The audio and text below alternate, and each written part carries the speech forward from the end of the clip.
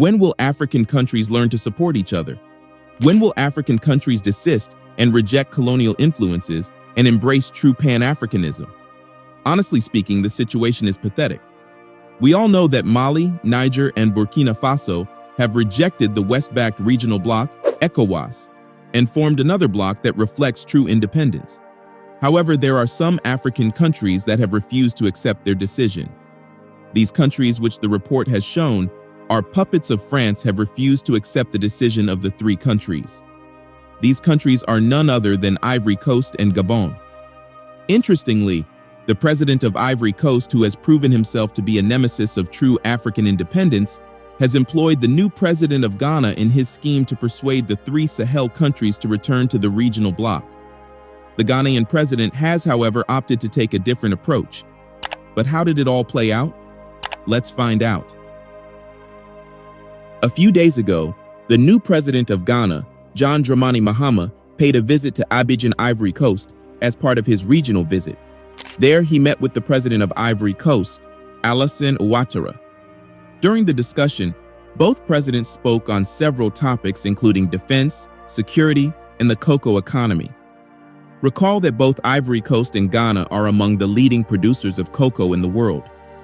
But among the topics of discussion was the issue of the withdrawal of Mali, Niger, and Burkina Faso from the regional bloc, ECOWAS. The Ivorian president called on the Ghanaian president to persuade the members of the AES to return to the bloc. He said in a joint conference, "I hope that President Mahama's appeal will be heard by these three brother countries and that we can continue together within ECOWAS." He also added that ECOWAS member states backed him to bring Mali, Burkina Faso, and Niger back into the fold because the future of West Africa depends on it. Now, this is quite interesting. You see, since Mali, Niger, and Burkina Faso withdrew from the bloc, ECOWAS member states have been trying all they can to bring them back. It seems that part of their strategy is to use newly appointed West African leaders to try to persuade the military leaders to return. Before we proceed, here is a reminder to like this video, drop a comment, and subscribe to our channel so that you can get more videos like this. If you recall, they did a similar thing last year when they made the President of Senegal and Togo to act as mediators on behalf of ECOWAS. Both presidents tried but failed woefully. In fact, after seeing how adamant the military juntas were, the President of Senegal, Diomaye Faye, denied that he was a mediator on behalf of ECOWAS. Without mincing words, President Faye told everyone present that he was not a mediator for ECOWAS. In his own words, "I will always rectify and say that I am not a mediator for ECOWAS, not at all. I am not mandated by any ECOWAS body. I have never served in any ECOWAS meeting." In fact, after paying a visit to Mali, Niger, and Burkina Faso, President Faye emphasized that the major purpose of his visit was to strengthen bilateral relations between Senegal and Mali, and not to play the role of mediator. Accompanied by a delegation including key ministers, Faye discussed various issues of common interest with Mali's president, including economic cooperation, cross-border security, and development projects. Mali is a crucial partner for Senegal. Our two nations share a common history and common challenges, and we must work together to ensure the stability and prosperity of our region, he said. The same thing also occurred in Burkina Faso. Instead of Faye trying to convince Ibrahim Traoré to come back to the regional bloc, the discussion focused majorly on strengthening bilateral cooperation and issues of common interest. Now, despite the fact that this so-called mission failed, the Ivorian president has decided to continue the mission using the new president of Ghana. What exactly is he thinking? Perhaps the Ivorian president is thinking that the members of the AES would listen to the Ghanaian president because he has a close relationship with President Traoré. But that's a wrong notion. The military leaders of the AES bloc are staunch believers in their ideals. The fact is that it doesn't matter what ECOWAS decides to do, these leaders are not returning to the bloc. But before we dwell more on this, here is an interesting question. What is the response of the Ghanaian president? Did he agree to embark on this failed mission? Well, during the joint conference in Ivory Coast, President Mahama told all present that he would be a bridge between ECOWAS and AES to see how we can work with them so that they not only remain within our sub-region, but also do the transition to constitutional democracy. He also said, "We're prepared to help them to fight terrorism because in our country, we all know that when your neighbor's house is on fire, you have to help him to quench it before it spreads into your own compound. There is more that unites us than divides us." With this, it is clear that President John Dramani has a different idea in mind. This was confirmed when he paid a visit to Mali and Niger.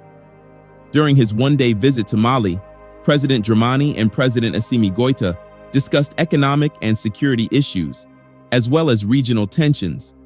But then, he said something striking. The Ghanaian president pledged to restore trust between the Alliance of Sahel states and the Economic Community of West African States. In his speech, President Dramani hit at the core issue at hand. He acknowledged that there was a breakdown of trust between ECOWAS and the AES member states. Then, he pledged to do everything within his power to restore this trust. This is an example of a leader who thinks differently.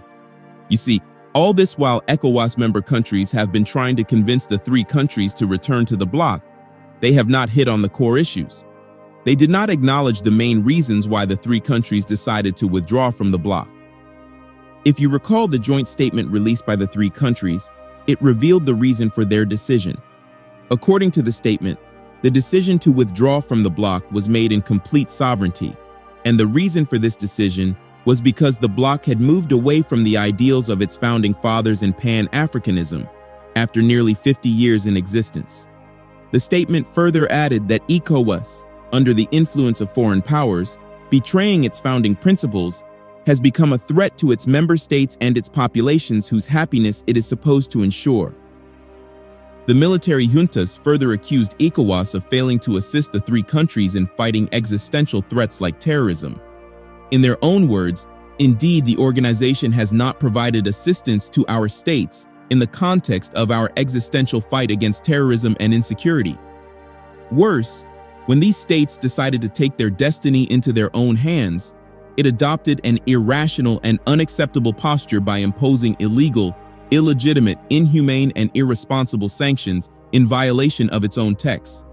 In simple terms, since these three nations have been battling with insecurity and terrorism, ECOWAS as a regional bloc has never offered to help, but the bloc was the first to impose stringent sanctions on these countries following the coup. Now, none of the mediators sent by ECOWAS ever thought of addressing this issue except President John Dramani. He alone acknowledged the main issue and said, "We're prepared to help them to fight terrorism because in our country, we all know that when your neighbor's house is on fire, you have to help him to quench it before it spreads into your own compound.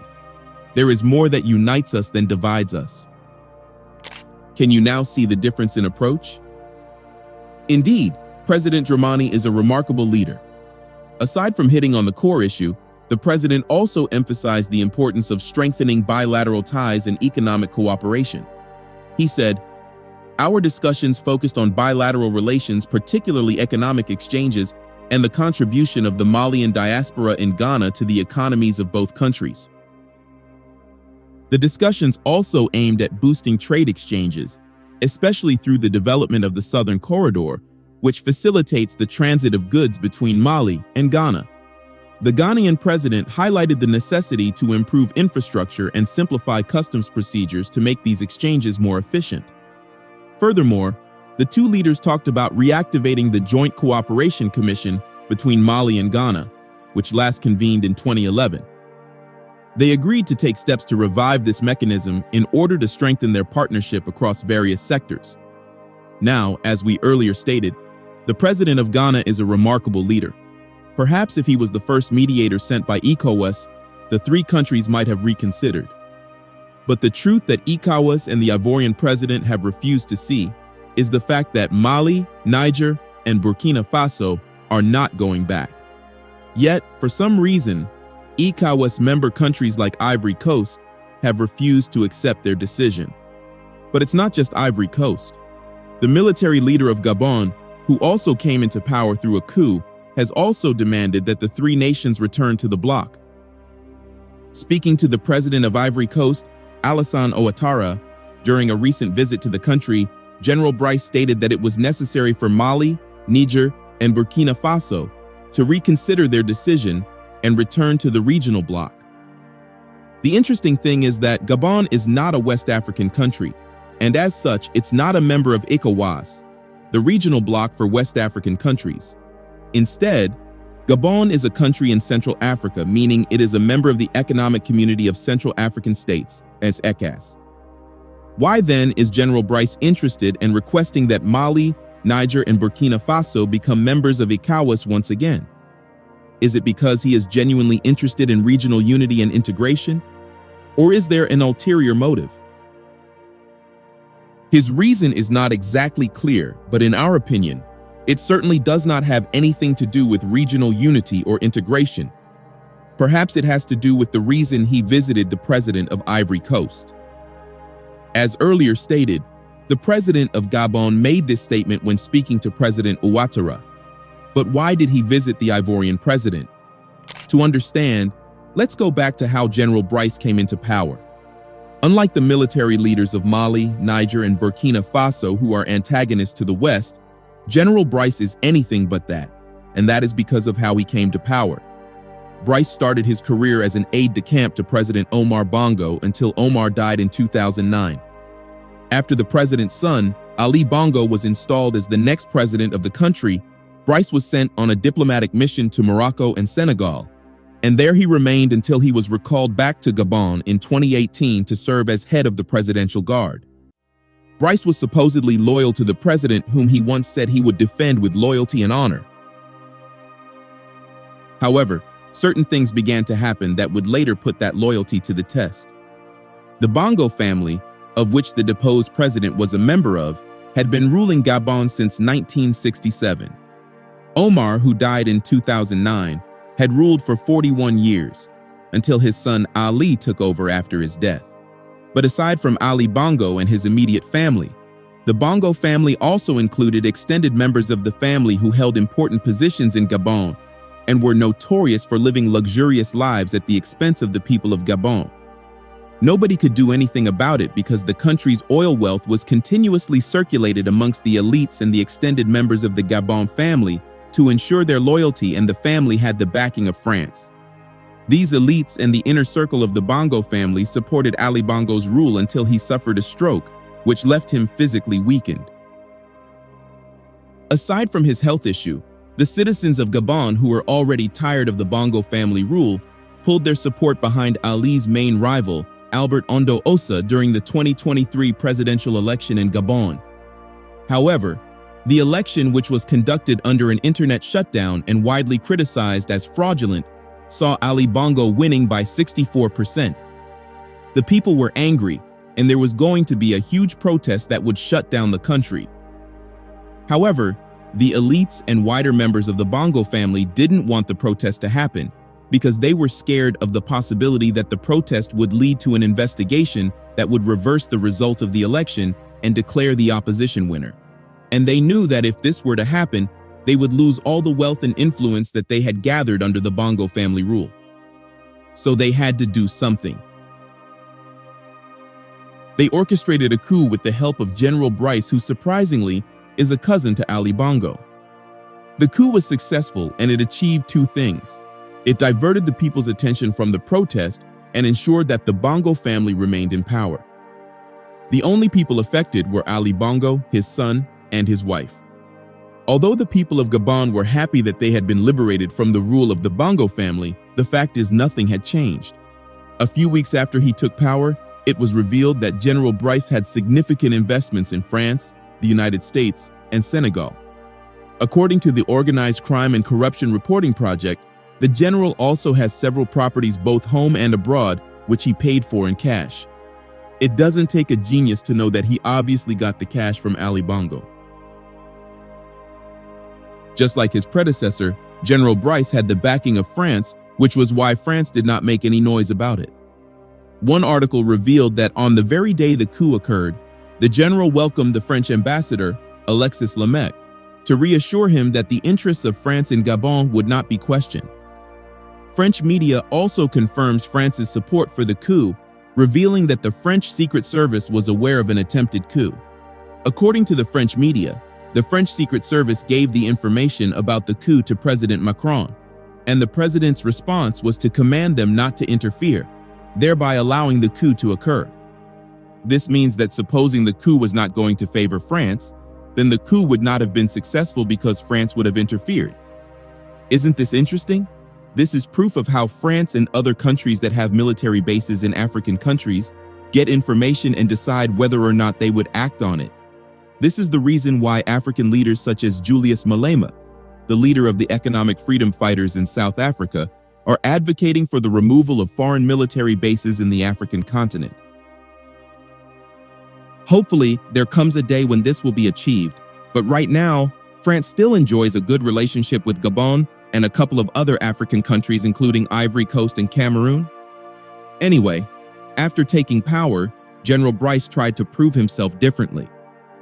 He told the people of Gabon that he planned to fight corruption, and he did that by charging Ali Bongo's son, his wife, and a few other ministers for money laundering and embezzlement of public funds. He also announced that he would no longer be paid a salary as president of the country, only as commander of the Republican Guard.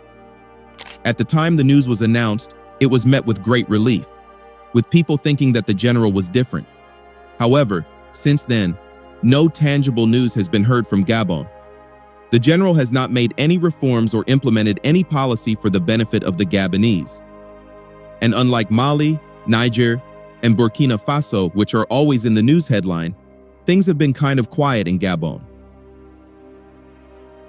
The only thing that we hear is that the general has been visiting several African countries, from Equatorial Guinea, the Democratic Republic of Congo, the Central African Republic and Congo-Brazzaville to Chad, Cameroon, and recently Ivory Coast. General Brice has been quite busy, moving from one African country to another lobbying for support. The question is, support for what exactly? Well, as you know, after the coup occurred on August 30th, 2023, the African Union and the regional bloc of Central African countries, ECOWAS, suspended Gabon from the community and imposed sanctions on them. This is the reason why General Brice has been visiting countries in Central Africa as well as those in West Africa. The general hoped that the leaders of these countries would help to plead his case before ECOWAS and the African Union, so that the sanctions would be lifted and Gabon would be reinstated back to the bloc. Fortunately for him, his visit paid off, because in March 2024, ECOWAS lifted the sanctions from Gabon and reinstated its membership status. However, the African Union has still not lifted its sanctions on the country, and neither has it restored its membership. This is why General Brice visited the President of Ivory Coast recently, asking for his help in getting the sanctions imposed on the country by the African Union lifted. It was during this meeting that he stated that Mali, Niger, and Burkina Faso should return to ECOWAS. As earlier stated, General Brice didn't say this because he cared for regional unity in West Africa, but because he was trying to present himself as different from the military juntas of Mali, Burkina Faso, and Niger, and to gain the help of the President of Ivory Coast in his attempt to regain Gabon's membership status in the African Union. The question now is, will his statement provoke any response from the military government of Mali, Niger, and Burkina Faso? What are your thoughts? Let us know in the comments section below. Don't forget to like this video, drop a comment, and share.